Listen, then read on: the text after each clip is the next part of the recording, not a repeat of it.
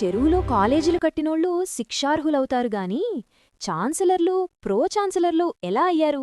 ఇక్కడ కనిపిస్తున్నది తాళ్లకాక village map.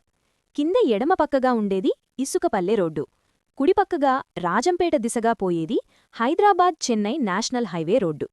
రెండింటి మధ్యలో ఇతలుండేది తాళ్లపాక చెరువు.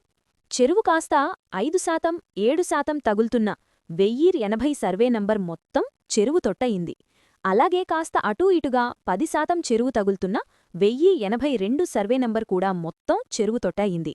మరి 30% వరకు చెరువు తగుల్తున్న 1085 సర్వే నంబర్ మాత్రం యూనివర్సిటీ ఎలా అయింది? ఇంత గోల్మాల్ చేసినోళ్ళు పలు రకాల శిక్షలకు అర్హులవుతారుగాని ఛాన్సలర్, ప్రో ఛాన్సలర్ ఎలా అయ్యారు?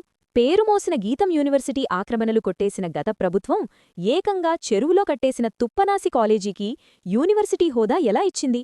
ఎన్ని ఫిర్యాదులొచ్చినా ప్రస్తుత ప్రభుత్వం ఎందుకు చర్య తీసుకోకుండా ఉంది? రికార్డుల ప్రకారం పక్కనే చెరువు, పోరంబోకు స్థలాలు, శ్మశానాలు, ఇలా అనువైన స్థలం ఇంత పెట్టుకుని కూడా చస్తే ఏసుకోడానికి తావులేకుండా ఉన్న పరిస్థితుల్లో తాళ్లపాక, సిద్ధులపల్లె, ఎల్లాగడ్డ, బోయినపల్లి ప్రజలు ఇకనైనా కళ్లు తెరవాలని పర్యావరణ ప్రేమికులు సూచిస్తున్నారు.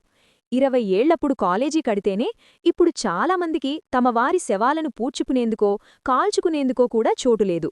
ఇప్పుడది యూనివర్సిటీ అయింది. మరో 20 ఏళ్లకు బోయినపల్లె, ఎల్లాగడ్డ, సిద్ధులపల్లె మధ్యలో ఉన్న భూభాగమంతా దానిపరమైపోతుంది.